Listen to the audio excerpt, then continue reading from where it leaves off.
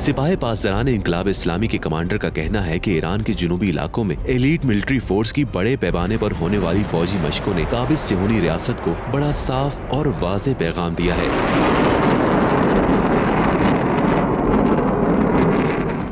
सिपाही पासदारान के सरबराह major general Hussain सलामी ने सरकारी टेलीविजन को बताया कि ये फौजी मशकें सिहोनी हुकूमत की जानिब से हालिया दिनों में दी जाने वाली धमकियों का जवाब हैं।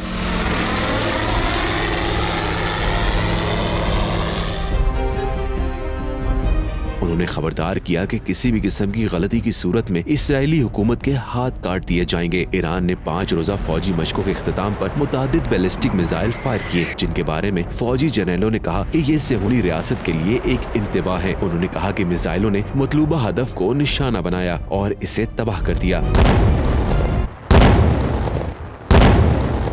ईरान ने इन फौजी मशकों को पैगंबर अजीम का नाम दिया है।